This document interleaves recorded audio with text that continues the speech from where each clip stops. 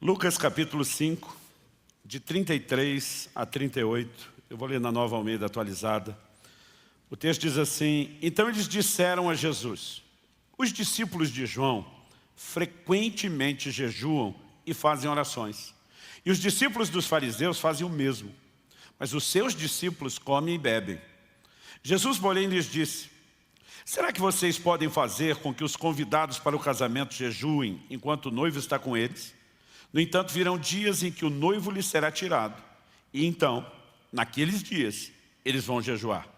Também lhes contou uma parábola: ninguém tira um pedaço de uma roupa nova para colocar sobre roupa velha, pois se o fizer, rasgará a roupa nova.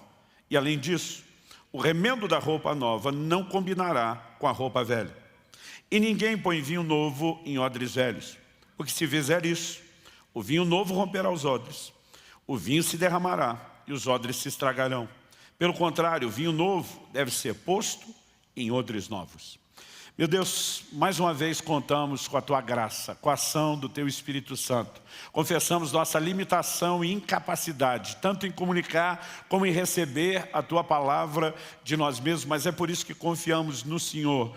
Oramos, Pai, que a Tua palavra fale e cale nos nossos corações. Oramos que haja não apenas o entendimento de princípios, mas nós oramos por um despertamento, ó Deus, diante daquilo que o Senhor tem a nos comunicar. Que haja receptividade em cada coração. Como está escrito, quem tem ouvidos para ouvir, ouça o que o Espírito diz à igreja. E nós clamamos nessa noite por percepção ao Teu chamado nesse momento, em nome do Senhor Jesus. Amém. Amém. Gente, nós vamos tomar esse texto de Lucas, capítulo 5, que lemos de 33 ao 38, como ponto de partida, e ele também vai ditar o rumo da nossa conversa. É importante dizer que esse mesmo relato foi registrado nos 3 evangelhos sinóticos. Quais são os evangelhos sinóticos? Mateus, Marcos e Lucas. Diferente do 4º evangelho, João, eles têm uma estrutura muito similar, né? Dos registros, os milagres de Jesus, né? Os ensinos, eles são muito parecidos e seguem uma sequência muito semelhante. O evangelho de João tem uma composição na forma de escrever, né, completamente diferente. Ele se dedicou muito mais aos discursos do que só aos milagres. Bom, em suma, nos 3 evangelhos sinóticos, nós temos esse relato. Em Mateus 9, de 14 a 17, em Marcos 2, de 18 a 22. O que temos aqui em Lucas, Lucas dá um pouquinho mais de detalhes, né, no texto que nós lemos. A abordagem começa com algo que não é meramente um comentário. Obviamente, por trás desse comentário, o que nós temos é um espírito crítico. Quando eles chegam para Jesus, diz: os discípulos de João, aqui no caso é João Batista, jejuam frequentemente. Os fariseus também, mas os seus discípulos comem e bebem. Não pense você que isso era um elogio. É como se alguém chegasse para um pai e uma mãe e dissesse: os filhos de fulano são comportados, os de Beltrano são educados, os de Cicrano são a benção, mas os seus... Hoje em dia a gente não chama mais de encapetado, a gente diz hiperativo. Mudou o linguajar, né? E, poxa, o que uma pessoa com a linguagem dessa está fazendo? Mera observação? Não, é uma crítica. Basicamente, a pessoa estaria responsabilizando os pais pelo comportamento dos filhos. Quando eles chegam para o mestre, para falar dos discípulos, ele está dizendo: a qualidade baixa aí é culpa sua. Então, o próprio Jesus está sendo confrontado, porque, obviamente, seus discípulos não tinham o hábito frequente de jejuar, pelo menos não nos moldes do que os fariseus faziam. Quando em Lucas 18, por exemplo, verso 12, um fariseu diz: eu jejuo 2 vezes por semana. Os registros da tradição dizem que eles jejuavam toda segunda e quinta, 2 dias por semana. Os discípulos de João Batista também tinham uma pegada forte no jejum. Mas a turma diz: seus discípulos só estão na festa com o Senhor. É nesse momento que Jesus aproveita e usa uma alegoria cultural, uma ilustração que eles vão entender, mas que ela também tem a sua conotação profética. Jesus diz: numa festa de casamento, os convidados não vão jejuar enquanto o noivo está lá. É hora de alegria. Mas Jesus diz: dias virão em que o noivo será tirado, então jejuarão. Quem é o noivo nessa alegoria? O próprio Jesus. Aliás, a Bíblia faz uso dessa alegoria profética, relacionando Jesus como noivo e a igreja como a noiva. Então, naquele momento, todo mundo entende a explicação. A celebração de um casamento, a festa, era algo muito importante, beirando o sagrado para eles. Agora, quando Jesus diz, dias virão em que jejuarão, ele está dizendo que isso iria acontecer quando? Quando o noivo fosse tirado. Durante muito tempo eu usei esse texto para falar a respeito do jejum no Novo Testamento. Porque muita gente, às vezes, fica dando desculpa para não jejuar, e diz, jejum é coisa do Antigo Testamento, é coisa dos judeus, é coisa da velha aliança. Eu falei, olha, Jesus começa o ministério dele enquanto a velha aliança ainda está em vigor. E embora Jesus tenha jejuado, ele diz, meus discípulos só vão jejuar quando o noivo for tirado. O noivo foi tirado, ele está falando da sua morte, ressurreição e ascensão aos céus. Ele está falando do período de permanência dele até que ele retorne. Então Jesus estabeleceu o período do jejum como sendo o início da era da igreja e da nova aliança. Não tem como você olhar essa determinação de Jesus e o próprio fato de que o livro de Atos mostra os discípulos jejuando de acordo com o que ele falou e simplesmente tentar dizer que o jejum era coisa do Antigo Testamento. Eu digo, oração também era e nós oramos no Novo. Esmola tinha no Antigo Testamento e nós fazemos no Novo. A questão não é se estava lá, não existe nenhum ensino que o restrinja a vida do judeu da antiga aliança, mas pelo contrário, nós sabemos, e nessas semanas eu tenho falado bastante sobre isso, nós sabemos que Jesus disse, quando jejuardes, Mateus 6,18, ninguém orienta outra pessoa a fazer alguma coisa se ele não espera que aquela pessoa faça. Não há motivo para orientar como fazer se não for fazer. Agora, nesse texto, o Senhor Jesus nos dá duas respostas iniciais bem claras. A primeira diz respeito ao que fazer, jejuar. A segunda resposta diz respeito a quando. Ele diz, meus discípulos ainda não estão nessa prática, mas depois que eu for embora, essa turma vai se comprometer com o jejum. Mas o que eu quero te apresentar hoje é a perspectiva da gente enxergar uma terceira resposta, que ela está mais relacionada ao porquê. Jesus já disse o que fazer jejuar, ele disse quando faríamos, durante toda a era da igreja, enquanto o noivo está ausente, até que ele volte. Quando voltar, nós vamos para as bodas com ele, festa, e não vai ter jejum mais. A sua oportunidade de jejuar é agora. Mas a pergunta é, será que tem um porquê? E antes de trabalhar o porquê, eu gostaria de dizer que eu e você não precisamos entender o porquê para poder fazer o que ele espera que a gente faça. Em Marcos 4:26, Jesus diz que o reino de Deus é semelhante a um homem que planta uma semente e ela brota sem ele saber como. Uma semente não brota, não germina, pelo tanto de conhecimento que quem plantou tem sobre germinação. Pode ser um engenheiro agrônomo, com várias especializações específicas na área de germinação, plantando a semente. Ou pode ser alguém como eu e você, que somos leigos. A semente não vai brotar pelo tanto de conhecimento que a gente tem do processo. Ela vai brotar simplesmente porque foi plantada. Em outras palavras, eu e você não precisamos entender toda a mecânica do jejum. Nós só precisamos praticá-lo. Quem está entendendo, diga amém. Mas, às vezes, quando entendemos algumas coisas no processo, nós podemos ser encorajados a fazer aquilo que a gente já deveria saber, mesmo sem fazer. Então, eu quero tentar trabalhar um nível do porquê, embora eu vou dizer, o jejum é um assunto na Bíblia que ele não é esgotado. E eu acredito que nós estamos vivendo um tempo onde Deus quer trazer um nível de entendimento como nós nunca tivemos. Na virada do ano agora, eu estava voltando com a família de São Paulo, era dia 28 de dezembro, e nós tínhamos passado o Natal com toda a família para o lado de lá, mas queríamos estar aqui em Curitiba no culto da virada. Enquanto voltava, o Espírito Santo falou comigo. Eu tinha reservado a virada do ano, as primeiras semanas, para ficar trancado, produzindo conteúdo, principalmente digital, gravando cursos, essas coisas. E o Espírito Santo falou comigo, para tudo o que você planejou. Ele não tinha me deixado fazer agendas, então eu pensei, enquanto eu estou quieto em casa, vou trabalhar dessa forma. Ele me disse, para tudo. Sua prioridade e dedicação nas próximas semanas. Você vai estudar o jejum como você nunca fez na sua vida. E o Espírito Santo falou comigo, e você vai escrever a respeito do assunto. Então, faz aí de 3 a quase 4 semanas que eu estou mergulhado no assunto. Praticamente quase todos os dias, salvo raras exceções. Um dia como hoje, né, foi muito pouco meu contato com o assunto e o material. Mas durante esse tempo, Deus começou a abrir os meus olhos e entender o que eu quero chamar aqui dos efeitos do jejum. É lógico que eu não tenho como resumir, como apresentar tudo, mas eu quero resumir 2 aspectos. Quando as pessoas perguntam por que eu tenho que jejuar, eu digo, olha, o jejum pode produzir muitas coisas. Se a gente vai falar dos propósitos, propósito primário é buscar Deus. Propósito secundário, nós temos vários desdobramentos. Na Bíblia você vai encontrar gente jejuando por consagração e gente jejuando por arrependimento.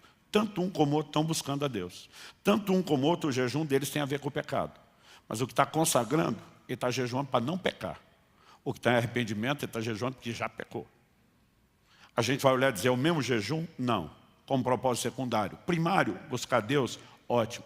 Então tem muitas coisas que nós podemos falar. Agora, qual é o efeito? Qual o impacto? O que ele produz na minha e na sua vida além de fome? É importante a gente pensar nisso. Então eu quero falar de 2 aspectos. O primeiro tem a ver com hoje, ou agora, o tempo que eu e você vivemos e a nossa vida pessoal com Deus. Mas tem um segundo aspecto que eu quero abordar dentro do texto de Jesus, que diz respeito ao futuro. Quando Jesus responde, naqueles dias eles vão jejuar, o assunto não parou aí. O verso 36, se você quiser me acompanhar novamente na leitura, diz assim, também lhes contou uma parábola. E por que eu falei antes que os 3 evangelhos trazem esse mesmo relato? Porque nos 3, Jesus não termina só com a resposta de que quando ele fosse tirado, os seus discípulos iam jejuar. Em todos os 3 relatos, na sequência, Jesus emenda as mesmas ilustrações. Qual era a parábola? Ele diz, ninguém tira um pedaço de uma roupa nova para colocar sobre a roupa velha. Pois se o fizer, rasgará a roupa nova, e além disso, o remendo da roupa nova não combinará com a roupa velha. O que Jesus está falando a partir de agora, e é um assunto que está ligado ao jejum, você não pode, na perspectiva da hermenêutica, da interpretação bíblica, trabalhar ele apenas sozinho, ainda que você possa tirar do contexto e ver algo abrangente, não pode desconectar. Jesus está continuando o assunto do jejum. Agora, o que Jesus vai dizer é o seguinte, roupa na Bíblia fala da condição do homem diante de Deus. Desde Gênesis, quando peca, se vê nu, o homem tenta resolver o problema das vestes da sua maneira, Deus resolve de outra. Até Apocalipse, falando das vestes lavadas no sangue do Cordeiro, veste fala da condição do homem diante de Deus. Quando Jesus vem pregar o Evangelho, que começa com arrependimento, ele está dizendo, sua condição não presta, está ruim. E essa condição tem que ser mudada. E o Evangelho traz mudança e transformação. Então, a condição do homem é comparada à roupa. Agora Jesus está dizendo, você está aí com a sua roupa velha. É o seu estilo de vida, o seu comportamento, o seu estado. Eu estou te oferecendo uma roupagem nova, uma nova condição. Deus está dizendo, Jesus está dizendo, o novo de Deus não pode ser mesclado e adaptado no velho que você tem na sua vida. Quando Jesus diz, ninguém faz, ele não está falando de impossibilidade, ele está falando de bom senso. Vamos pensar com a mentalidade daquela época. Roupa hoje, gente, se tornou um artigo tão acessível comparado ao que era na história, que a gente diz que é quase descartável. Se você decidir não viver de marca e grife, você tem acesso a coisa muito barata. E muitas vezes, mesmo quando você está olhando para o seu guarda-roupa e reclamando que não tem o que vestir, você tem que lembrar que nem Salomão, em toda a sua glória, teve um guarda-roupa como o seu. Tenta pensar na simplicidade da vida que os discípulos de Jesus tinham. Ele diz, quando vocês for pregar, não leva uma segunda túnica. Os caras com a roupa do corpo. E na Bíblia você vai ver isso. Quando os gibeonitas chegam para Josué e dizem, quando nós saímos da terra de onde viemos, as roupas eram novas. Olha o estado. O cara ia dormindo no caminho, no relento, no chão, lavava a roupa enquanto tomava banho no rio, saía secando no corpo. E elas iam se acabando. E tinha pessoas que não tinham outra peça. Aí o camarada está lá com a roupa velha, rasgada, e alguém oferece uma nova. Qual a solução? Troca. Simples assim. Descarta essa sua velha. Abraça a nova, problema resolvido. Agora, diante dessa solução tão acessível, Jesus diz, ninguém, porque seria estupidez fazer diferente, ninguém vai dizer, não preciso da roupa nova toda. Porque eu tenho uma roupa, o problema é que tem uns buracos. Então eu só preciso cortar uns pedaços da nova para preencher minha velha.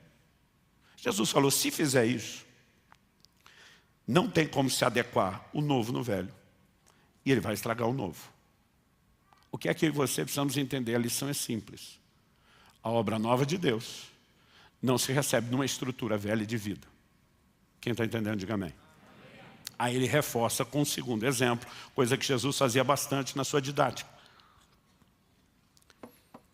Ele diz, ninguém, e de novo ninguém não é impossibilidade, é sensatez, coloca vinho novo em odres velhos. O que era o odre? Uma bolsa de couro. Por que o suco de uva, que é o chamado vinho novo, no Velho Testamento, você vai ler expressões como o mosto e o vinho. O vinho já é fermentado, o mosto é o suco de uva ou uma baixa fermentação, que o processo só começou. No grego eles não tinham a distinção de palavra. Então vinho novo, o suco de uva, que ainda não fermentou. Vinho velho, o suco que já passou pela fermentação. Jesus diz, ninguém vai colocar o vinho novo, que ainda não foi fermentado, dentro de um odre velho. Por que eles usavam o odre? Você vai achar na Bíblia uma única vez um odre contendo água, uma única vez contendo leite. Todas as outras estão ligadas ao vinho. Por que o vinho está associado ao odre? Porque como ele passaria pelo processo de fermentação, eles colocavam, você vai encontrar na Bíblia água num jarro de barro, numa talha de pedra. Mas por que o odre está associado ao vinho? Porque eles colocavam ali dentro, fechavam aquela bolsa, lacrava. Porque ao regular a quantidade de oxigênio a qual o suco era exposto, eles conseguiam controlar o processo de fermentação. Por isso ficou associado. Agora, quando começava a fermentação, ia pegar pressão lá dentro. Isso significa que se o odre fosse velho, algo que já tinha sido utilizado antes, vamos reaproveitar, e o couro já está ressecado, a hora que desse a pressão, o que ia acontecer? O odre ia arrebentar. Perdi o odre, perdi o vinho. De novo, o que é que Jesus está falando? O vinho novo é a nova obra dele nas nossas vidas. O odre é a estrutura. E você não recebe o novo de Deus numa estrutura velha. Quem está entendendo? Agora vamos pensar. O que é a obra nova de Deus? Não é só o evangelho que nos foi comunicado. É o que ele proporcionou. Recebemos uma nova natureza. Recebemos o Espírito Santo de Deus que passou a habitar em nós. A característica da nova aliança é novo nascimento, é transformação, é mudança de natureza. Agora, o novo não pode se adequar ao velho, não pode ser adaptado ou ajustado aqui. Não dá para mesclar essas vestes, o estilo de vida velho, com um pouco do novo. Então, o que o Evangelho exige de mim e de você é uma adequação total àquilo que, de novo, Deus está oferecendo.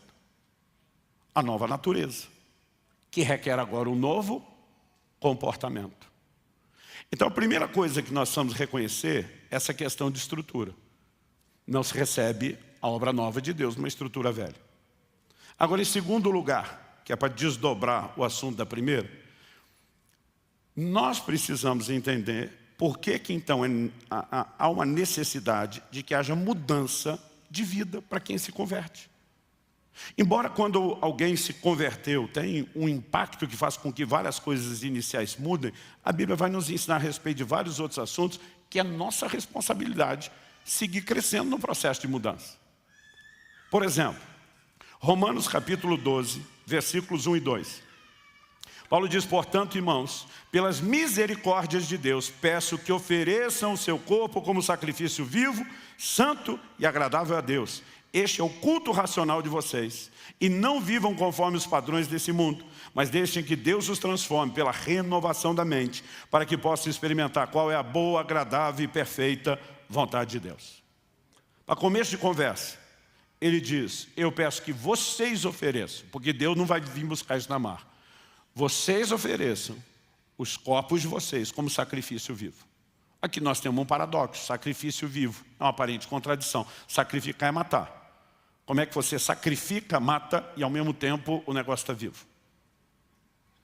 Segundo, a ideia de sacrifício que ele apela dos rituais do Antigo Testamento, não só fala de matar, o que ele quer que mata, mas não mata, mas também da ideia de culto e adoração. Porque a oferta, os sacrifícios oferecidos a Deus, era a forma como eles cultuavam antes de existir música e adoração na casa de Deus, o que praticamente só vai ficar mais intenso a partir de Davi. Então o culto era esse formato. Agora ele está dizendo, você vai ter que fazer o sacrifício vivo do seu corpo, e esse é o culto racional de vocês. Em outras palavras, culto para Deus não é só essa celebração que nós temos no auditório, semanalmente, não é apenas a reunião que você tem na célula ou o culto que você faz em família. E se nunca faz, seria bom começar a fazer de vez em quando. A Bíblia fala de um culto diário. O que é oferecer o corpo como sacrifício vivo? Sacrificar é matar. Está vivo, não mata. Então Paulo mata ou não mata? Ele diz, mata, mas não é literal. O que ele está falando é sobre a mortificação da carne, sem que você precise de autoflagelação. Em 1 Coríntios 9, 27, falamos disso recentemente, quando Paulo diz, eu esmurro meu corpo, eu reduzo a escravidão, ele está falando de exercer domínio próprio e não de literalmente bater ou machucar o corpo. Agora, a carne tem que ser subjugada. É uma determinação divina.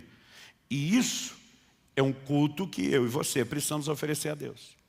Nesse processo, a Bíblia ainda diz que eu e você não podemos viver de acordo com os padrões desse mundo. Porque os padrões desse mundo não atendem os padrões divinos e a expectativa de Deus para mim e para você. Então, quando você vai consultar as pessoas do mundo, não tem nenhum problema que os adolescentes não só namorem com quem não vão casar, mas vão para a cama com eles. Esses são os padrões do mundo. E a Bíblia diz que eu e você não podemos nos conformar com esses padrões, porque o reino tem o seu próprio padrão. Quem está entendendo, diga amém. Então nós vivemos ajustado ao antigo por muito tempo, e agora temos que nos ajustar ao novo. Isso envolve tanto uma quebra de um molde que controlou nossa mente, nossos valores, como agora a renovação. Agora a pergunta é como se dá a renovação? Se por um lado ela vai acontecer basicamente pela ação da palavra de Deus, existe uma ferramenta que torna a aplicação desses valores tão intenso na nossa mente que nós não podemos ignorar. Tanto quando eu falo do sacrifício vivo como da renovação da mente, eu quero te mostrar que Jesus está, ao conectar os dois assuntos, o que ele falou antes do jejum com o que ele está falando agora, mostrando que a prática do jejum que viria tem a ver, quando nós falamos não mais o que jejuar, quando o noivo foi tirado, mas o porquê. Há um efeito que o jejum produz especificamente nessa área. Quando você pensa na obra cristã, Jesus disse para Nicodemos, o que é nascido da carne é carne, o que é nascido do espírito é espírito. Ou seja, quando nascemos segundo a carne, recebemos de Adão uma velha natureza. Quando nascemos de novo, nascemos espiritualmente, aqui recebemos a nova natureza. Quando que o problema da carne será definitivamente resolvido? Só com a ocasião da vinda de Jesus e a consumação de toda a obra da redenção. Até lá, o pau está quebrando entre as naturezas. Então, depois da santificação inicial, onde Deus removeu toda a condenação de pecado da sua vida, no que se resume a santificação progressiva, que é o processo que vivemos hoje. Porque a santificação final acontece na vinda de Jesus, quando os corpos serão transformados, a natureza pecaminosa será erradicada. A conversão já aconteceu, o processo final só com a vinda de Jesus. Hoje, nossa vida se resume a entender a santificação progressiva. E a chave de tudo isso se chama domínio próprio. É nós simplesmente dizer, nós vamos subjugar a velha natureza ao domínio e ao controle da nova. Agora, quando você pensa que a essência da prática diária de vida cristã é domínio próprio, como um exercício de autocontrole, como o jejum, não pode ser benéfico para você cumprir a essência do momento de santificação que nós temos que viver hoje. Quando nós recusamos alimentar a carne, e não estamos falando de um estado permanente que te leve à morte por inanição, mas temporário, nós estamos apenas lembrando quem é que manda na história. Mas às vezes o jejum ele tem um impacto enorme nesse processo de mortificação. Quando nós falamos de não receber a coisa nova de Deus na estrutura velha, a Bíblia vai falar sobre isso o tempo todo.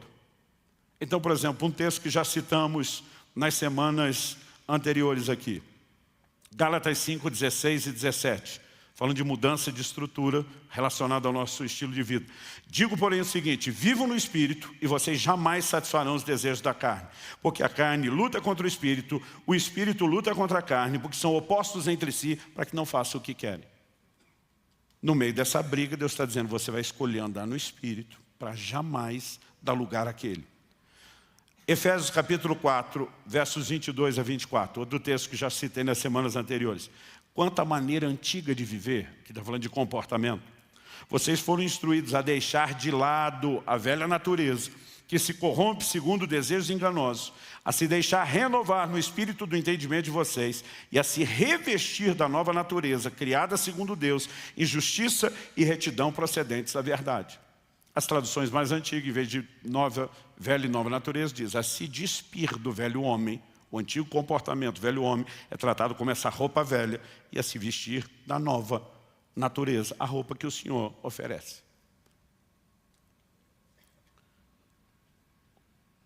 Em 1 de Pedro, no capítulo 1, de 14 a 16, a Bíblia diz assim: como filhos obedientes, não vivam conforme as paixões que vocês tinham anteriormente. O que ele está dizendo? Não dá para receber o Evangelho novo de Deus na estrutura de comportamento e desejos que vocês alimentavam antes. São coisas incompatíveis. Ele continua e diz assim: pelo contrário, assim como é santo aquele que o chamou, sejam santos vocês também em todo o vosso procedimento. Outras versões dizem em tudo o que fizerem. Porque está escrito: sejam santos porque eu sou santo. Então ele diz: abandona o comportamento antigo, adequa um novo comportamento que tem a ver com a santidade de Deus e a natureza de Deus. Toda essa mudança de comportamento é responsabilidade nossa. Agora, como nós conseguimos implementar isso na prática? Há uma frase que eu repito sempre, pretendo fazer isso por muito tempo. Ouvi ela de Valnice Milhomens, não sei se foi a irmã Valnice que criou, mas eu ouvi muito na adolescência, eu memorizei e ainda repito. Ela dizia assim: a carne não converte, tem que ir para a cruz. E vou te dizer, tem que ir todo santo dia, não é de vez em quando. E a Bíblia fala a respeito desse processo de mortificação em Colossenses 3, de 5 a 10. Portanto, façam morrer tudo o que pertence à natureza terrena. Tudo, não é para deixar nenhum pedaço dessa roupa velha. O texto diz assim: imoralidade sexual, impureza, paixões, maus desejos, a avareza, que é a idolatria. Por causa dessas coisas é que vem a ira de Deus sobre os filhos da desobediência. Vocês também andaram nessas mesmas coisas no passado, quando viviam nelas. Agora, porém, abandone igualmente todas essas coisas. Ele aumenta a lista: ira, indignação, maldade, blasfêmia, linguagem obscena no falar. Gente, esse último, a maioria de nós acha que não é nem pecado.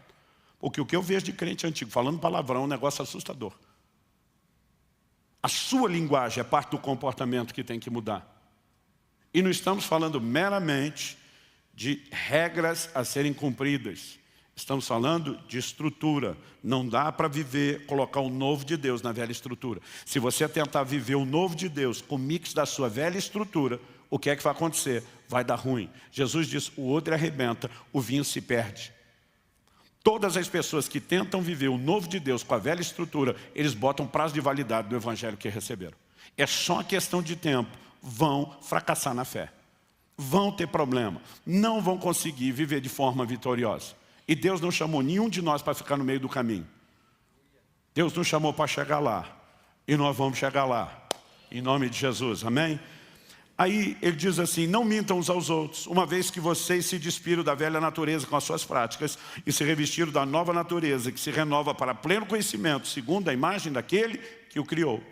Então, o que a Bíblia está dizendo é que o que me foi provisionado no plano espiritual, velha natureza sendo descartada, a nova sendo recebida no sentido de domínio, eu preciso materializar isso por meio de um comportamento. Obviamente, aí você não fomos chamados a conseguir isso no esforço da carne. A graça de Deus está à nossa disposição, o Espírito Santo está à nossa disposição. Agora, nós temos ferramentas e disciplinas que muitas vezes não usamos. Por exemplo, uma pessoa que gasta mais tempo lendo a Bíblia, isso não a torna melhor do que ninguém, nem merecedora de nada.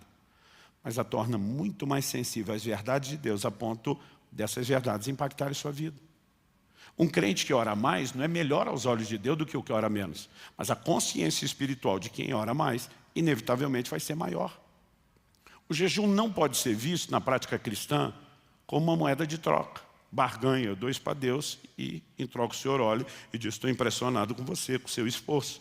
Tem muita gente que usa a expressão, tem que pagar o preço, pagar o preço. Que é um preço para se dedicar, ninguém se nega.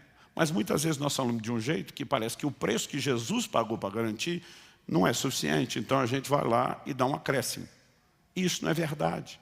Como eu e você acessamos as coisas de Deus? A Bíblia diz que é pela graça mediante a fé. É com a salvação e tudo que vem com ela. Então o jejum não me faz merecedor de nada. O jejum também não muda Deus. Ele não vai ser um Deus melhor porque eu jejuei. O jejum não muda as promessas de Deus. Elas não serão mais verdadeiras porque eu jejuei. Então, qual a mudança do jejum? O jejum nos muda. Ele nos torna mais conscientes da bondade de Deus, que talvez a gente não se apercebeu. Ele nos torna mais conscientes da realidade das promessas de uma maneira que talvez nós não discernimos. E ele também ajuda a quebrar a estrutura velha de vida. Quando Jesus está falando que é importante jejuar, e ele diz que não dá para adequar o novo ao velho, obviamente ele fez uma relação, uma conexão de que o jejum tem um poder para quebrar a velha estrutura de vida. Agora a pergunta a ser feita é, de quanto jejum nós estamos falando aqui? Porque a conversa começa com uma abordagem. Os discípulos de João Batista jejuam frequentemente. Os fariseus também. Os fariseus jejuavam 2 vezes por semana. A frequência razoável. 2 dias por semana.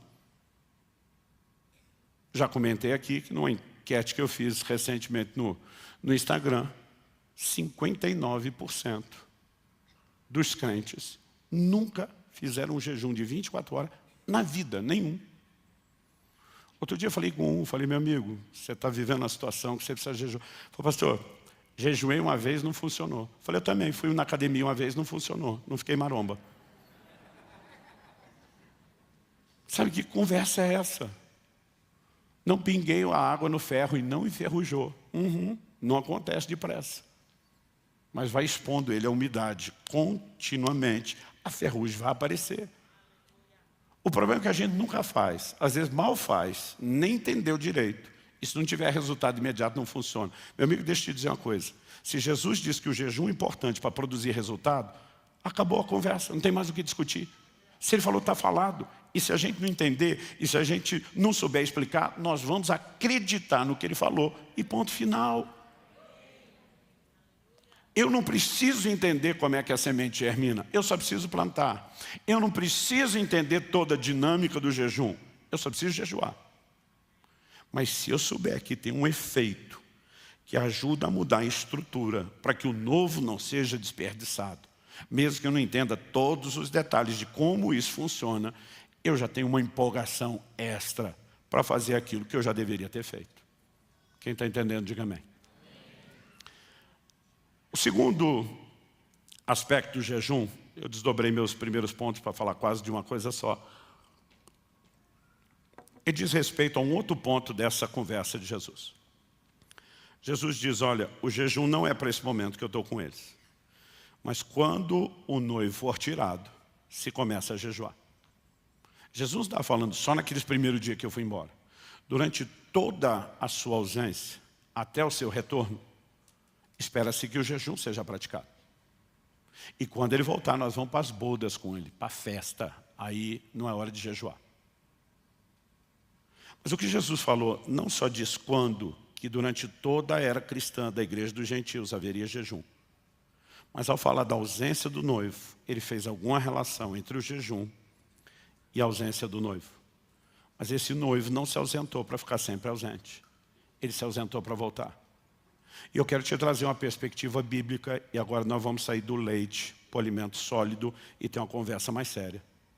De que o jejum não tem um efeito apenas imediato para mudar a minha vida no sentido dessa estrutura velha e em relação a receber o novo de Deus, mas que ele tem um papel profético em relação ao desfecho do plano de redenção e o tempo do fim. Então me permita agora fazer uma construção aqui com você passo a passo.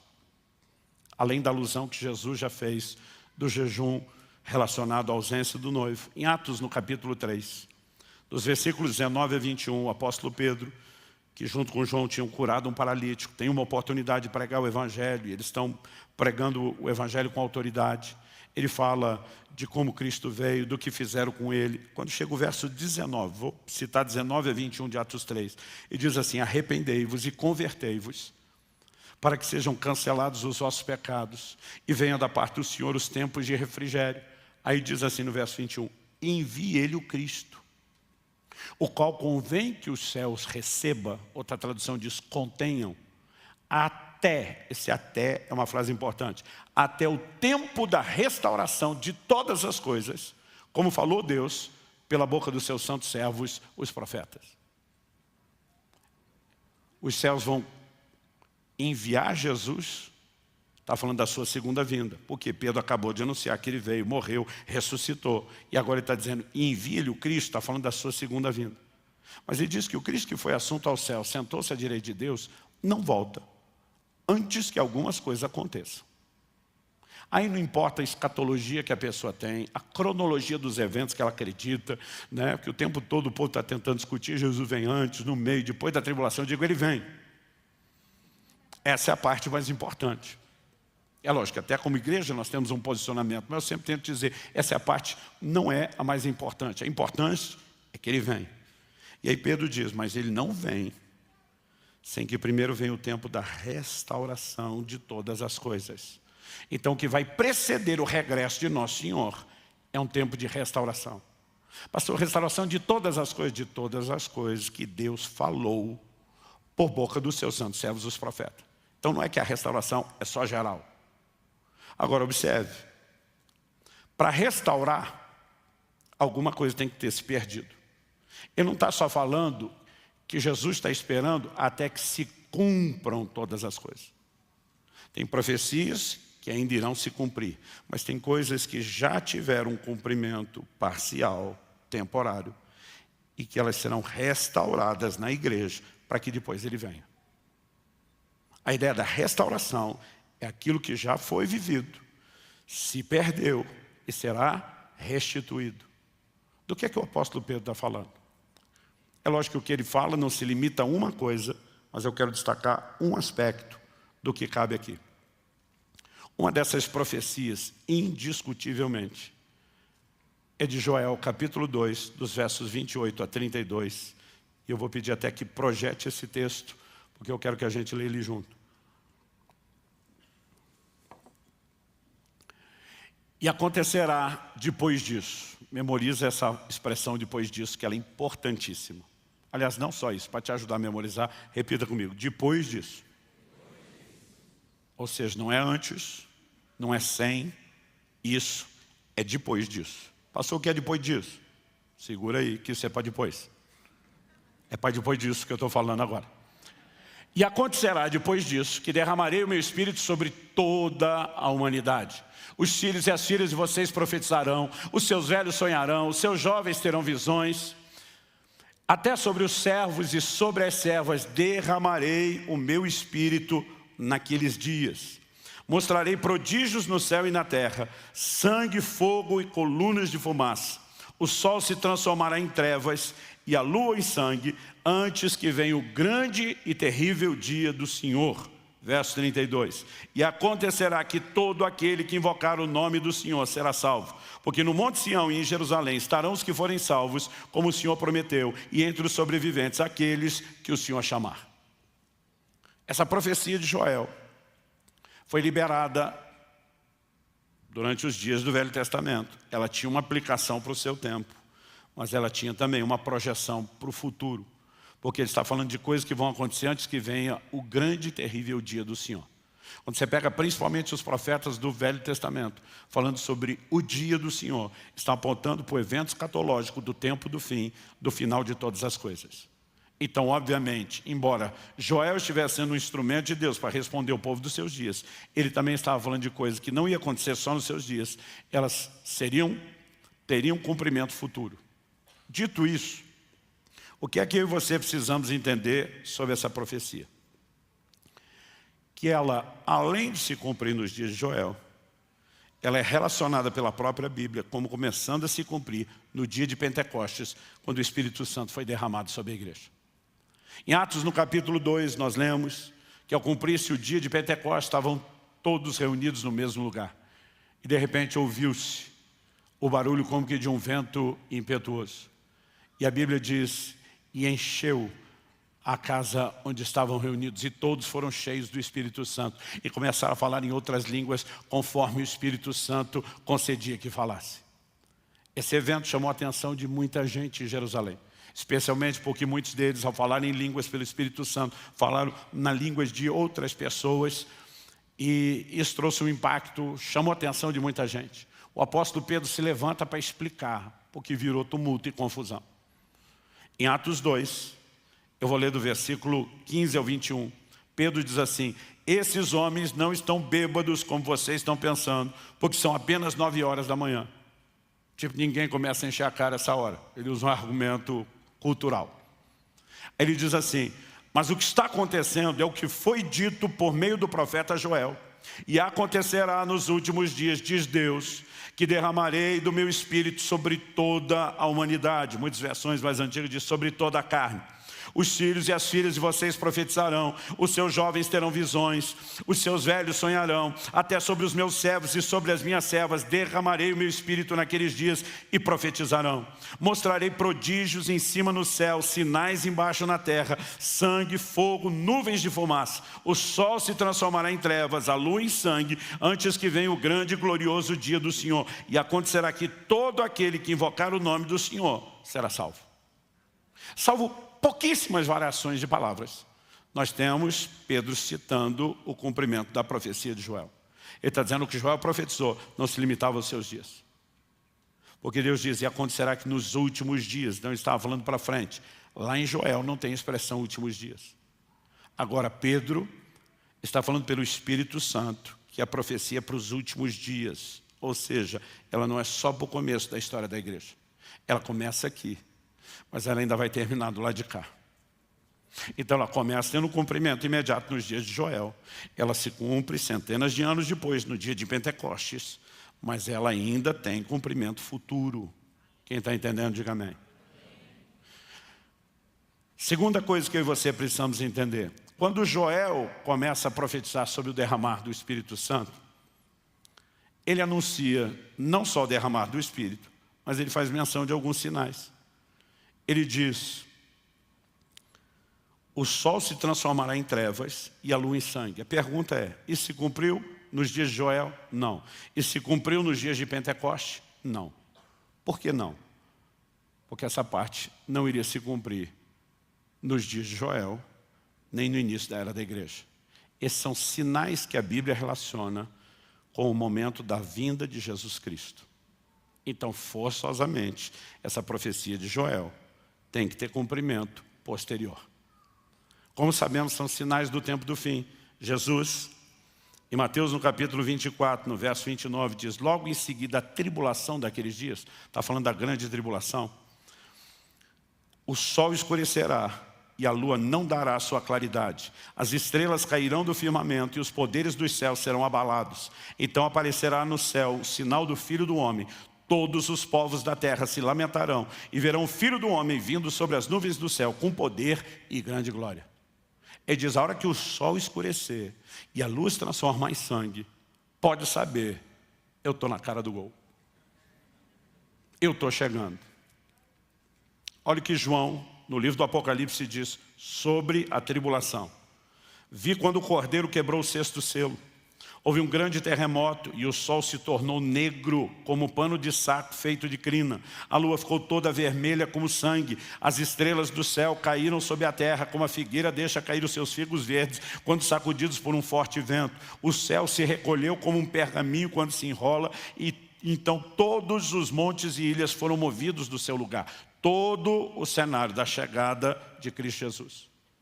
Então o que Joel falou não é só para os seus dias, nem só para o começo da igreja, mas é para o tempo do fim. Mas como teve momentos de cumprimento e depois aquilo que se cumpriu sumiu, é necessária a restauração, a volta, o retorno daquilo que foi dito pela boca dos profetas antes que Jesus volte. Em Atos 19, o texto que eu li de 3 a 21, na verdade no verso 21, a NVI, em vez de dizer é necessário que os céus contenham, segurem, retenham Jesus, são as variações, traduziu assim, é necessário que ele permaneça no céu, até que chegue o tempo em que Deus restaurará todas as coisas, como diz por meio dos seus profetas. Então, forçosamente, para que Jesus venha, primeiro a restauração do que foi dito pelos profetas tem que acontecer. Então, vamos voltar no que foi dito pelos profetas. Aqui, quando Joel, lá no capítulo 2, está anunciando que Deus vai derramar do seu Espírito. Ele começa a falar do derramar do Espírito no verso 28. Existe um contexto e um pano de fundo que não pode ser ignorado. No versículo 23 de Joel, capítulo 2, a Bíblia diz assim, filhos de Sião, alegrem-se e exultem no Senhor seu Deus, porque Ele lhes dará chuvas em justa medida, fará descer como no passado as primeiras e as últimas chuvas. Você deve conhecer o texto, o versículo seguinte, então as eiras se encherão de trigo. Do que Joel está falando? Ele está falando para um povo que está vivendo crise, inclusive natural, material. Ele está dizendo que está faltando mantimento, mas Deus vai devolver a chuva, como foi nos tempos antigos. Deus vai dar em justa medida. O que é medida? Deus criou ciclos de chuva e os agricultores sabem que tem que se adaptar e se ajustar a eles.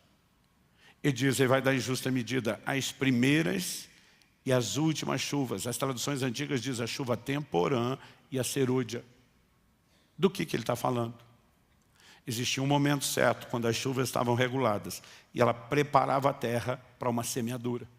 Não só tornava fácil o trabalho de arar, mas melhorava a condição do solo para colher a semente que germinaria. Depois, existia um tempo que durava alguns meses sem chuva. Mas então vinham as últimas chuvas, porque eram chamadas de primeiras e últimas. Não é só pela ordem, mas as primeiras preparavam a semeadura. As últimas, elas eram necessárias antes da colheita.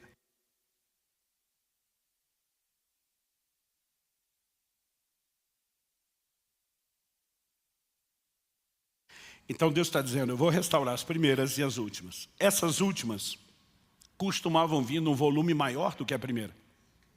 E eram necessários para o desenvolvimento e a reta final da frutificação, para que a colheita pudesse ser boa. Agora, Deus está falando a um povo que naturalmente perdeu a chuva e a colheita. E está dizendo, eu vou intervir nessa área. Mas na sequência, ele pega, depois de falar de chuva, e diz, mas eu não vou fazer chover só naturalmente. Eu vou derramar do meu Espírito sobre toda a carne. E a chuva na Bíblia é um símbolo do derramar do Espírito Santo. Agora entenda o paralelo.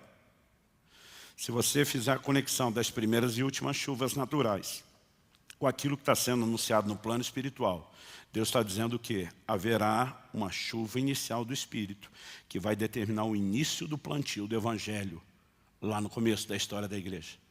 Mas é necessário, antes que a maior colheita de todos os tempos aconteça, que as últimas chuvas venham primeiro. Quem está entendendo, diga amém. Pastor, mas a Bíblia fala sobre isso. Tiago capítulo 5, versículos 6 e 7. Portanto, irmãos, sejam pacientes até a vinda do Senhor. Por que Tiago pede paciência para os crentes? Porque nosso Senhor determinou que desde a primeira geração todos vivessem na iminência do seu retorno. Não se ficava dizendo nos primeiros dias, ó gente, isso aí é para daí muito tempo. Todo mundo vivia. Ele pode voltar a qualquer momento. É a maneira como Deus quis que todas as gerações vivessem. Mas depois de um tempo isso começou a gerar crises. Em 2 Tessalonicenses, Paulo tem que tratar um monte de bagunça que estava acontecendo naquela igreja. Que tinha gente que dizia, Jesus está voltando mesmo, não vou mais trabalhar. E aí Paulo diz, quem não trabalha não coma. O apóstolo Pedro fala que alguns estão zombando, porque diz, tudo permanece como no início do Evangelho. O que é feito da promessa da sua vinda? Porque ele não voltou ainda. Então, por causa dessas reações, o apóstolo está dizendo, sejam pacientes. Vai devagar. Aí ele dá um exemplo de paciência, para falar da paciência que nós temos que ter. Qual é o exemplo que ele dá? Ele diz assim, eis que o lavrador aguarda com paciência o precioso fruto da terra, até receber as primeiras e as últimas chuvas. Sejam também vocês pacientes e fortaleçam o seu coração, pois a vinda do Senhor está próxima. Então ele usa o exemplo do lavrador para falar da paciência que nós temos que ter. Mas eu te digo com toda a convicção do meu coração, ele não falou do lavrador só para falar da nossa paciência.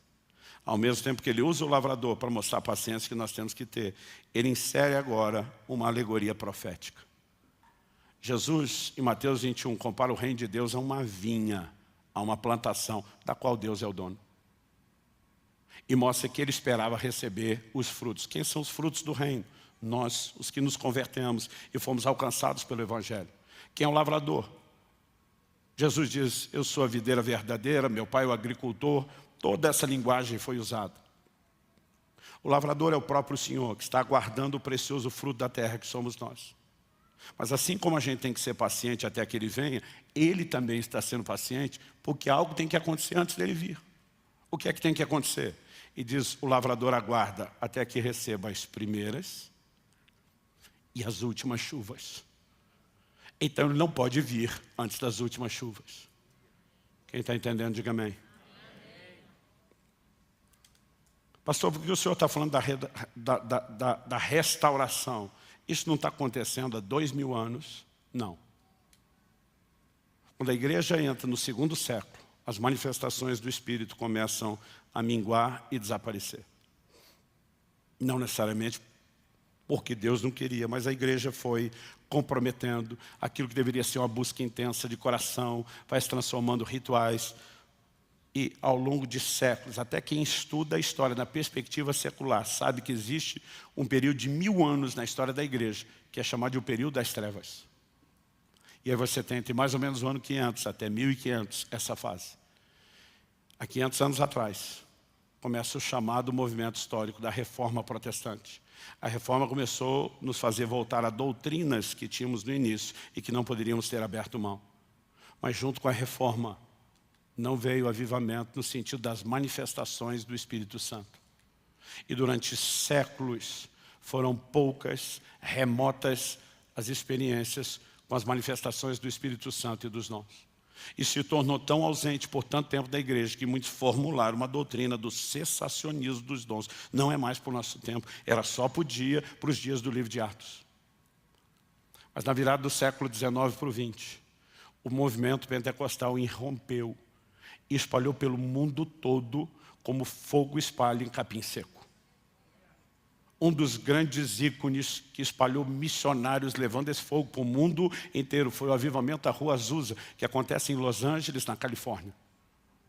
Aliás, os pioneiros do pentecostalismo no Brasil, 2 suecos, que vieram estabelecer a Assembleia de Deus, vieram, como resultado desse movimento, vieram estabelecer aqui no Brasil.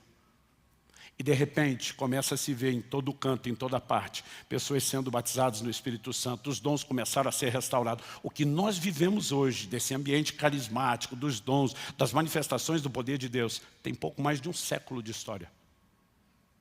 Porque durante muito tempo a igreja perdeu isso. E desde o movimento pentecostal nós temos tido alguns momentos de avivamento, que eles têm vindo de forma cíclica e progressiva. Mas eu quero te dizer, o maior derramar do Espírito Santo ainda está para acontecer. Haverá um derramar do Espírito sem precedentes. Haverá uma colheita que será a maior colheita da história da igreja. Sem isso ele não volta. Agora a pergunta é, o que o jejum tem a ver com essa escatologia toda, pastor?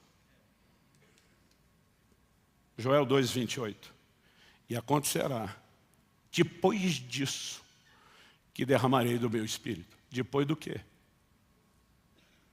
Se você quiser pode acompanhar aí na sua Bíblia ou prestar atenção, porque eu vou ler aqui.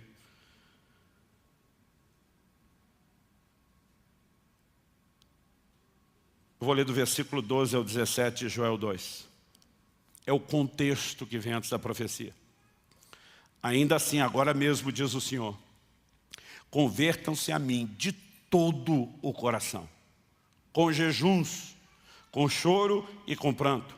Rasguem o coração e não suas roupas. Convertam-se ao Senhor seu Deus, porque Ele é bondoso e compassivo, tardio em irar-se, grande misericórdia. Muda de ideia quanto ao mal que havia anunciado. Quem sabe se Ele não se voltará, mudará de ideia. E ao passar deixe uma bênção para que vocês possam trazer ofertas de cereais e libações ao Senhor seu Deus. Aí Joel prossegue dizendo, toquem a trombeta em Sião, proclamem um santo jejum, convoquem uma reunião solene, reúnam o povo, santifiquem a congregação, congreguem os anciãos, reúnam as crianças e os que mamam no peito, que o noivo saia do seu quarto, a noiva dos seus aposentos, que os sacerdotes, ministros do Senhor chorem entre o pórtico e o altar e orem, poupa o teu povo, ó Senhor, e não faças da tua herança um objeto de deboche e de zombaria entre as nações, porque onde dizer entre os povos, onde está o Deus deles?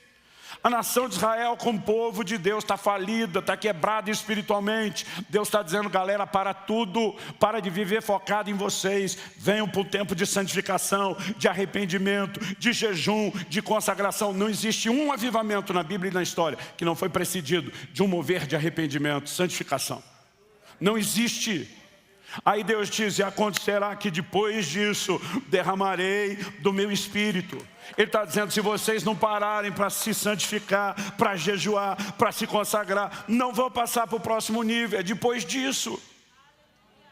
Agora, se para cumprir, essa profecia tem 3 momentos de cumprimento. Os dias de Joel, os dias de Pentecostes, no início da história da igreja, e vai se cumprir de novo no tempo do fim. Se para cumprir no primeiro, tinha que ter jejum, proclame o santo jejum. Se para cumprir aqui, tinha que ter dedicação e oração. Aí nós simplesmente achamos que do lado de cá é automático, e que aqui não tem depois disso. Então deixa eu te dizer algo. Haverá um despertamento de Deus, sem precedentes, para mobilizações de jejuns volumosos, expressivos em todo o mundo nos próximos anos. Talvez como nunca se viu. Por quê? Porque essa é parte de uma preparação. Pastor, o senhor está dizendo que eu tenho que jejuar para Jesus poder voltar. Não, nós precisamos, por meio do jejum, entrar num lugar onde haja o derramamento do Espírito. E o derramamento do Espírito tem que acontecer para Jesus voltar. Nós não podemos mera e simplesmente ignorar essas verdades, essas declarações. Quando eu olho para as Escrituras, existe temor no meu coração. Por quê? Há advertências de Cristo muito específicas sobre a necessidade de se manter alerta no tempo do fim. Deixa eu ler para você Mateus 24, de 36 a 44. Falando sobre sua vinda, Jesus diz, mas a respeito daquele dia e hora, ninguém sabe, nem os anjos do céu, nem o Filho, senão o Pai. Pois assim como foi nos dias de Noé, agora vem um paralelo, assim será também a vinda do Filho do Homem. Pois assim como nos dias anteriores ao dilúvio, agora preste atenção, comiam, bebiam, casavam-se, davam-se em casamento, até o dia em que Noé entrou na arca e não perceberam, até que veio o dilúvio e os levou a todos. Assim será também a vinda do Filho do Homem. Jesus está dizendo, no tempo precederá a minha vinda, nós vamos ter uma réplica dos dias de Noé. Não é só a imoralidade propagada como nunca antes. Mas Deus diz, as pessoas vão estar tão entretidas, comendo, bebendo, casando, dando em casamento, que vão perder a percepção espiritual. Pastor, o senhor está querendo dizer que é errado comer, beber, casar e dar em casamento? Não, além de fazer tudo isso, se nós não tivéssemos feito, a gente não tinha sobrevivido até hoje. Se não comer e beber permanentemente, nós vamos morrer. Se não tiver casamento, não vai ter procriação. E não adianta procriar se os nossos filhos não comer e beber. O texto não está proibindo comer e beber. Ele está falando de uma atenção tão demasiada que valoriza a festa, o deleite, a família, o que usufrui, aquilo que é terreno, a ponto de perder a conexão com o que é espiritual. Esse vai ser o molde do que vai estar acontecendo do lado de fora, para quem vai perder o bonde. Mas para mim e para você, que estamos decididos a não perder, não vai ser tempo de comer, beber e viver como se fosse apenas para aquilo que é terreno natural. O tempo do fim vai requerer de nós um nível de abstinência, de dedicação, oração, de percepção espiritual. Quem está entendendo aí, diga amém. Aí Jesus, depois de falar disso, então assim será também a vinda do Filho do Homem, e diz, então 2 estarão no campo, um será levado, o outro será deixado. 2 mulheres estarão trabalhando no moinho, uma será levada e outra será deixada. Não resta dúvida que muita gente vai perder. Ele diz, portanto, vigiem, porque vocês não sabem em que dia virá o Senhor de vocês. Porém, considere isso, se o pai de família soubesse a que hora viria o ladrão, vigiaria e não deixaria que sua casa fosse arrombada. Por isso, estejam também vocês preparados, porque o Filho do Homem virá a hora em que vocês menos esperam. Não é a semelhança das virgens, alguém dá notícia, está chegando e correr preparado depois. E diz, permaneça pronto. Gente, eu fico assustado. Nós tivemos uma série de livros e vídeos que fizeram um sucesso absurdo correndo por aí. O que fazer se você não for arrebatado? O tempo todo Jesus manda vigiar para você não perder. Agora eles estão dizendo o que fazer se perder. Que é justificativa para não vigiar? Eu não acredito em hipótese nenhuma que um crente que perdeu o arrebatamento vai ter direito à repescagem. Aquelas 5 virgens que foram arrumar óleo depois vieram bater na porta. Agora nós estamos prontos. E diz, não vos conheço. A porta estava fechada, não abriu para mais ninguém. Agora, em vez da gente entender o chamado dele, vamos vigiar, vamos dedicar. Não, nós estamos tentando planejar o que é que a gente faz para não precisar vigiar.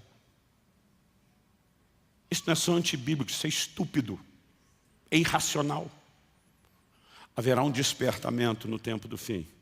Pelo menos haverá um povo no meio do povo de Deus que vai ouvir. A Bíblia diz, quem tem ouvidos, ouça o que o Espírito diz às igrejas. Nesses dias Deus me chamou a estudar o assunto, a mergulhar nisso, a entrar no jejum. E acredite, esse ano, isso é uma promessa e um compromisso. Eu vou jejuar como eu nunca fiz na minha vida. Porque nós estamos vivendo um tempo e estação. Não é apenas a crise mundial amplificada pela pandemia. Não é apenas a questão das polarizações políticas. Existem mudanças acontecendo no reino espiritual. E nós precisamos entender o que uma igreja que jejua e ora contribui para esse nível de batalha. O livro de Daniel diz que um anjo aparece para ele no 21º dia do jejum dele. 3 semanas orando. E quando chega no finalzinho, o anjo diz para ele assim, Daniel, homem muito amado, as tuas orações foram ouvidas desde o primeiro dia. E diz, é por causa delas que eu vim. Se eu sou Daniel, e dizer, por que demorou 21 se for ouvido desde o início? Ainda bem que Daniel, a semelhança do que eu teria feito, não interrompeu e deixou o anjo explicar. O anjo diz assim, mas o príncipe da Pérsia me resistiu por 21 dias. Quem é o príncipe da Pérsia? Não é um negócio do joguinho, não. A Pérsia, na verdade, eram os medo-persas juntos, mas a Pérsia predominando, haviam assumido o controle global. O que antes foi o primeiro império mundial controlado por Babilônia, agora passou para os medo-persas. Quem é o príncipe da Pérsia? O anjo não está falando de um príncipe terreno. Um príncipe terreno não poderia atrapalhá-lo. Efésios 6 fala que existem principados, potestades, dominadores. O reino das trevas também tem hierarquia, também tem os seus príncipes. Aquela nação que está dominando o mundo tem o principado, que controla a maior nação e controla o mundo. Era um dos poderes mais fortes do reino das trevas. E hoje diz para ele, o príncipe da Pérsia me resistiu, mas ele diz assim, mas Miguel, e agora ele está falando do arcanjo, um dos primeiros príncipes, vem em meu socorro. Pensa na briga boa. O pau quebrando lá em cima. E o Miguelão deve ter chegado arrebentando. Aí diz, o Miguel segurou a briga, eu furei o bloqueio.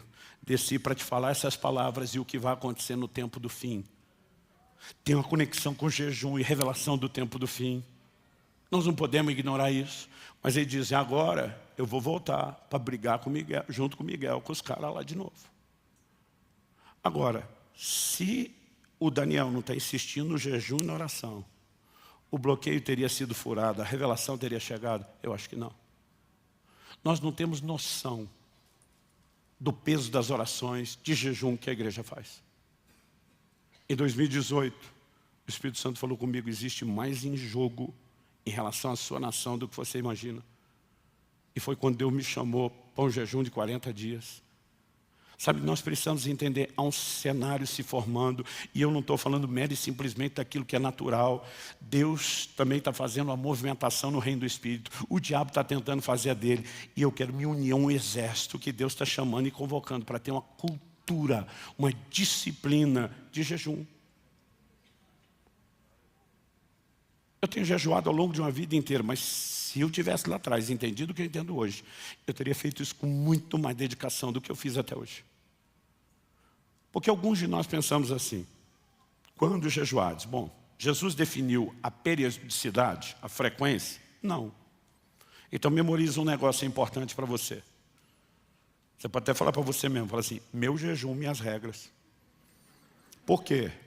Jesus disse que nós iríamos jejuar, como deveríamos jejuar quando fizesse, mas ele não definiu a frequência. Alguns zelosos de resgatar o que a igreja tinha no seu início, você pega Didaquê, o mais antigo dos catecismos cristãos, é datado mais ou menos do ano 70 da era cristã, do primeiro século. Os caras orientavam o novo convertido que ia batizar, a se batizar em jejum. O batizando e o batizador, os dois jejuavam. Eles orientavam esses crentes dizendo, você vai observar 2 dias de jejum por semana. Mas para não jejuar no mesmo dia dos hipócritas, que eram os fariseus, que jejuavam às segundas e quintas, ele disse, vocês vão fazer as quartas e as sextas. Gente, imagina uma cultura dessa, em que o novo convertido já começa jejuando para batizar, jejuando 2 vezes por semana. Eles não tinham imposição de mãos, estabelecimento de ministério, envio de missionários sem jejum. Um dia desse eu falei, Deus, a maioria dos caras que nós botamos a mão na cabeça não é nem jejuando. Não no momento. E nós precisamos resgatar essas coisas. Quem está entendendo, diga amém. Agora eu não estou dizendo Wesley, zeloso, de puxa, se os crentes faziam isso, por que nós não vamos fazer? Ele começou a ser rigoroso no início do metodismo.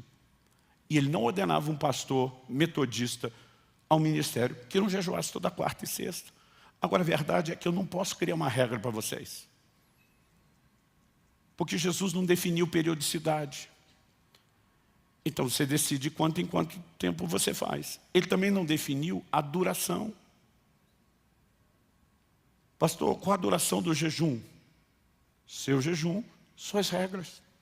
A menos que o Espírito Santo te peça algo, a decisão é sua. Mas a Bíblia fala de jejum de 1 dia, fala de jejum de 3 dias, fala de jejum de 7 dias, fala de jejum de 14, fala de jejum de 21 e fala de 40. Pastor, tem jejum que dura menos de 1 dia? Tem. Pelo menos 2, eu lembro de cabeça agora. Tanto Josué como Davi, a Bíblia diz que eles jejuaram até o final da tarde. Até o final da tarde, às vezes, dá um trote, uma enganada na gente, porque o que hoje é nossa meia-noite era o final da tarde, era quando o dia virava para eles. E às vezes eu lia e pensava, jejuou até o fim do dia. Só que no caso dos dois, Josué e Davi, eles começaram a jejuar depois de receber uma notícia, já durante o dia. Ou seja, não tinha jejum antes. Em algum momento do dia eles pararam de comer e ficaram até o fim do dia. Aí de vez em quando você vê uns fariseus por aí, se não fez de 24 horas não valeu. Eu fico surpreso com a determinação de alguns de criar regras. Já vi gente falando para o outro, se botar uma bala na boca quebrou o jejum. Se alguém te falar isso, fala, meu jejum, minhas regras. Então eu contei para vocês semana passada que eu comecei meu primeiro jejum, pulei uma refeição. De repente, você nunca fez, começa devagar. Daqui a pouco você vai descobrir que à medida que se dedica, eu consigo pular 2, eu consigo pular as 3. Depois de me exercitar em vários jejuns de 1 dia, eu falei, vou para o segundo, vou para o terceiro. Por anos, eu não passava de 7. Porque eu dizia para mim mesmo, não quero ficar batendo recorde. Então eu lembro de uma vez que eu fiz 7 dias, quebrei com uma refeição e emendei mais 7. E eu dizia, não quero simplesmente ficar quebrando recorde. Foi 2 de 7, não 1 de 14. Mas depois o tempo foi passando, Deus foi me chamando para jejuns maiores. 8, 9, 10. E eu lembro, quando eu consegui fazer alguns de 2 semanas, eu estava feliz. Em 2008, me acendeu um negócio no coração. Eu fiz um de 3 semanas. Mas eu lembro que Deus me corrigiu pouco tempo depois, dizendo que você está valorizando mais a performance do que a mim. Eu achei que ele estava falando mal do jejum, parei de jejuar. Por 10 anos não fiz jejum longo. Em 2018 eu estava pregando até que nada mais importe, no nosso outro prédio. Enquanto eu estava pregando, eu contei a história. Olha, nós tivemos uma experiência, foi lá naquela sala que hoje as crianças usam, numa reunião de líderes. Deus fez isso. E à medida que eu lembrava aquela experiência, a manifestação que nós tivemos da glória de Deus, aquilo me emocionava. Eu estava emocionado, contando a pregação. E o Espírito Santo falou comigo na hora que eu pregava. A experiência só aconteceu por causa do jejum. Eu levei um susto. Às vezes acontece eu conversar com ele no meio da pregação. Eu falei para Deus dentro de mim, achei que aquele jejum não valeu nada. O Senhor me disse, eu corrigi sua motivação. Eu não disse que ele não valeu. E foi naquela hora, naquele instante, debaixo daquele impacto que eu entendi. E agora com a motivação certa, você vai para o de 40. Assustador, até você fazer o primeiro. A Kelly orava por mim todo dia. Preguei 46 vezes em 40 dias. Todo dia ela ligava, você está bem? Eu dizia, eu estou bem, meu amor. Mas você está bem mesmo? Estou bem. E no outro dia, agora, continuo bem. Se mudar alguma coisa, eu te aviso. Quando eu fiz o segundo, ela já não tinha a mesma preocupação. Deus está nos chamando para um tempo. E eu não estou dizendo que vocês tenham que fazer jejuns longos. Eu estou dizendo que hoje eu começo a olhar para trás. E eu vejo que dos momentos mais decisivos, momentos de preparação, momentos de transição, o como Deus tem dito, isso tem mais expressão do que você imagina. Então não, eu não consigo te explicar tudo o que eu queria sobre o mistério do jejum, mas eu estou convencido de que Deus está nos chamando a um tempo de entrega e rendição como nós nunca fizemos. Quando Deus falou para mim, para tudo no fim do ano, e vai estudar, escrever sobre o jejum, eu sabia que Ele não queria que eu só estudasse e escrevesse. Eu já imaginei, sem lhe falar nada, comecei, fiz 7 dias de 24 horas, quebrava todo dia. Aí de vez em quando me fala, não pastor, é que o senhor é treinado, para mim que é a primeira vez é difícil. Falei, você está enganado com esse negócio de treinado. Falei, a menos que você viva de uma alimentação altamente saudável e regrada, toda hora que você vai começar é difícil. Eu dizia para aquele, todo dia daqueles 7, eu dizia, parece que eu não vou conseguir jejuar 24 horas, parece que eu desaprendi nada. A gente precisa do processo de desintoxicação. E acredite, quebrando uma por dia, eu ainda amenizei, mas também prolonguei. Depois disso, 3 dias de detox. Durante esse tempo, tomando carvão vegetal, que ajuda a limpeza. Aí a coisa começa a ficar mais fácil. E durante esse tempo, onde eu comecei a mergulhar no assunto do jejum, jejuando, eu comecei a ter um entendimento, e eu acredito que hoje eu falo pelo Espírito de Deus. Se nós queremos, como igreja, entrar no lugar de avivamento, não há outro caminho, a não ser resgatarmos a cultura do jejum. Assim como ninguém fica maromba com um dia de academia, você não tem resultado significativo na sua vida espiritual, jejuando 1 ou 2 vezes na vida. Quem está entendendo, diga amém. Nem todos vamos ser chamados para jejuns maiores. Aqueles de nós que vamos nos exercitando, criando a cultura, a gente vai percebendo que o negócio não é tão assustador. Comecei a estudar não só a teologia do jejum, não só a história do jejum. Comecei a estudar material médico. Gente com embasamento, com muita pesquisa, defendendo argumentos sobre o jejum, que a maioria da medicina prefere não se falar ou opinar muito. Enquanto procurava referências para falar sobre a fisiologia do jejum, no material que eu escrevia, eu fiquei impressionado com o livro de um camarada. Ele tem resultados extraordinários, tratando pacientes com diabetes do tipo 2 e com obeso. O maior tratamento que esse cara tem é jejum. Não é apenas porque não comeu, baixou caloria. Ele tem uma teoria que vai além disso. Ele fala da necessidade de regular novamente a estrutura hormonal, insulina, resistência à insulina. Esse cara começou a ter um material farto com a clientela dele. Clientela é feio, né? Com os pacientes dele. E estudar e trazer referência e artigos científicos. Eu fiquei impressionado com as coisas que ele falava, porque algumas bugaram minha cabeça. Falei para os meus pastores, falei a vida inteira. A gente tem jejum longo, primeiro conselho que a gente dá para os outros. Não faça muito exercício. Ande pouco, economiza, que você precisa guardar energia. O doutor lá diz, não, senhor.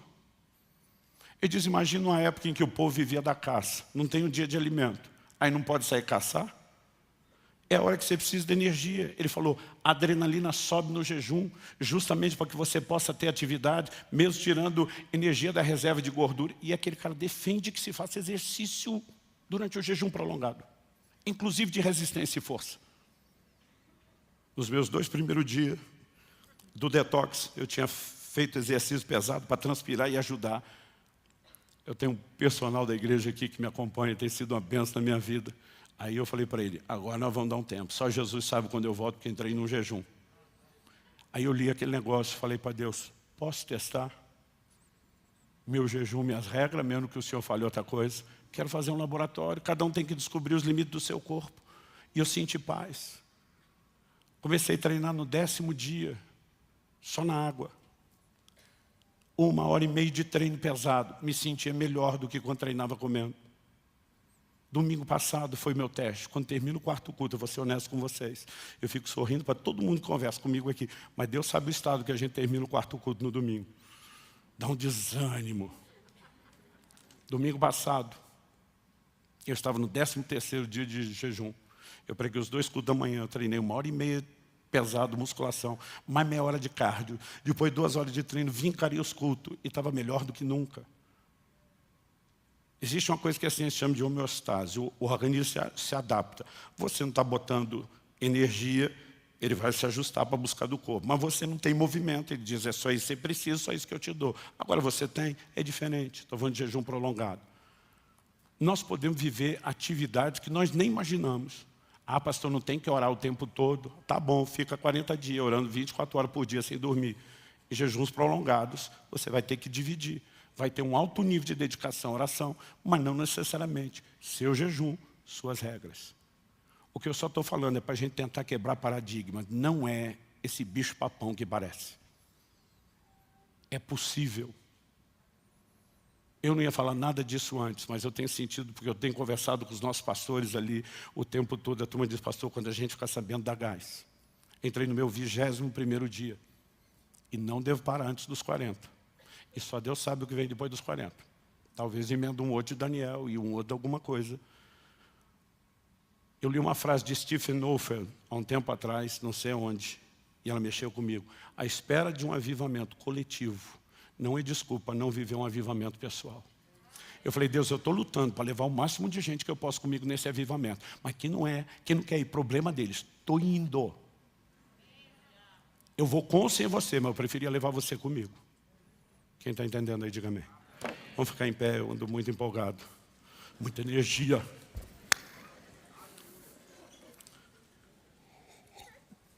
Dá para projetar lá? Do dia 4 ao 24 de fevereiro, estamos fazendo uma convocação, uma mobilização para a igreja, para termos 21 dias de jejum. Pastor, o senhor está querendo dizer que eu tenho que jejuar os 21 dias? Não. Mas também não estou dizendo que você não pode. O jejum de Daniel, por exemplo, durou 21 dias. Ele tirou carne, manjar desejável, vinho. Provavelmente ficou numa dieta mais restrita à base de legumes. Não só comeu menos, mas tirou um pouco do prazer da alimentação. E ele fez um jejum parcial. Às vezes, para quem está no ritmo de trabalho, é a melhor opção para fazer um prolongado. Ou, de repente, você diz, não, eu não consigo durante a semana o ritmo de trabalho, mas dá para parar na sexta, porque a hora que eu começar a ficar mais ruinzinho, já está no fim do expediente. Aí eu emendo sábado, domingo, consigo fechar 3 dias. Não, pastor, eu vou jejuar um dia numa semana, outro dia da outra semana e o outro, vou fazer 3. Agora imagina todos nós, tirando um dia por semana. Nós vamos cobrir esses 21 dias, todo dia tem gente orando, todo dia tem gente jejuando, mas vai ser um propósito coletivo. Então, a gente já está avisando antes, porque eu quero que você se prepare, se organize, planeje, pergunte para Deus. Sabe, se você nunca fez, tem que fazer. Se você já fez, tem que começar a melhorar, a fazer mais. Eu não estou aqui hoje simplesmente tentando empurrar você para uma coisa que te assuste. Jejum prolongado assusta até quem já fez um pouco menos do que aquilo que você está fazendo, porque é novo. Então não pensa nisso agora. Eu comecei há mais de... fazer as contas aqui. Eu estou há 34 anos crescendo no jejum, de uma refeição para mais refeição, um dia para mais dia, para chegar em uma semana, para depois 2, para depois 3, para depois... Eu não estou tentando te arrastar para esse lugar quando eu falo daquilo que eu estou fazendo. Mas o que eu quero que você saiba é que eu não vou ensinar e pregar uma coisa para você que eu não faça primeiro e que eu não me dedique a ela. E que como eu vou me jogar com tudo nisso, porque eu creio que Deus está nos chamando de uma forma diferenciada, eu vou corresponder. Eu quero que você saiba, eu vou estar aqui para te lembrar o tempo todo. Que é uma cultura de jejum a ser vivida. Honestamente, se eu voltasse 30 anos atrás, o jejum teria sido algo ainda muito mais intenso na minha vida, pelo menos em termos de frequência. Esse ano tivemos uma conversa lá em casa. Que tal separar pelo menos um dia por semana? Porque às vezes a gente faz um jejum longo, depois entre o longo e o outro não vai nada. E nós fechamos um acordo, dissemos, pelo menos até tanto tempo, toda quarta-feira, está separado, está reservado.